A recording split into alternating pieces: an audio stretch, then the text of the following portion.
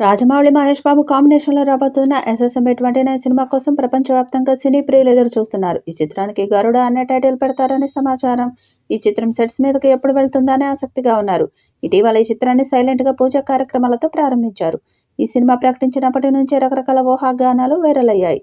ఏది అధికారికంగా ప్రకటించినప్పటికీ ఈ సినిమాకు సంబంధించిన ఏ వార్త అయినా క్షణాల్లో వైరల్‌గా మారుతున్నాయి. ఇప్పుడు మరో వార్త నెట్టింట వార్తలు చక్కర్లు కొడుతున్నాయి. బాలీవుడ్ బ్యూటీ ప్రియాంక చోప్రా ఈ సినిమాలో నటించనున్నట్లు ఎన్నో రోజులుగా వార్తలు వస్తున్న సంగతి తెలిసిందే. తాజాగా ఆమె హైదరాబాద్ చేరుకున్నారు. దీంతో మహేష్, రాజమౌళి ప్రాజెక్టు కోసమే హైదరాబాద్కు వచ్చారంటూ కామెంట్స్ వినిపిస్తున్నాయి. ఆమె విమానాశ్రయంలో కనిపించిన వీడియోలు సోషల్ మీడియాలో షేర్ అవుతున్నాయి.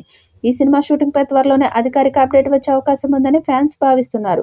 ఇటీవల ఈ చిత్రం హైదరాబాద్లో అల్యూమినియం ఫ్యాక్టరీలో పూజా కార్యక్రమాలతో మొదలైంది.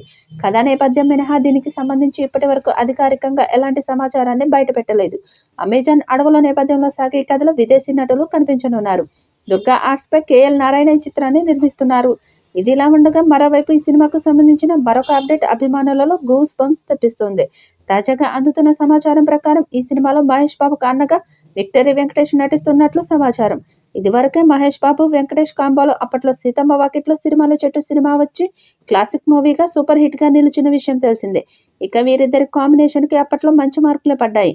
అయితే ఇప్పుడు మళ్ళీ వీరిద్దరి కాంబినేషన్లో ఈ సినిమా రాబోతుందని సోషల్ మీడియాలో వార్తలు వైరల్గా మారుతుండగా ఈసారి కూడా వీరి కాంబినేషన్ రిపీట్ అయితే సెంటిమెంట్ బాగా కలిసి వస్తుందని, ఖచ్చితంగా ఈ సినిమా బ్లాక్ బస్టర్ అందుకుంటుందని నెటిజన్స్ కూడా కామెంట్లు చేస్తున్నారు.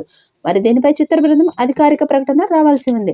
ఈ వీడియోపై మీ అభిప్రాయాన్ని కామెంట్ బాక్స్లో తెలియజేయండి. ఈ వీడియో మీకు నచ్చితే లైక్ చేయండి, షేర్ చేయండి, కామెంట్ చేయండి. మరిన్ని అప్డేట్స్ కోసం మన ఛానల్ని సబ్స్క్రైబ్ చేసుకోండి. అలాగే పక్కనే ఉన్న గంట సింబల్ని గట్టిగా కొట్టండి.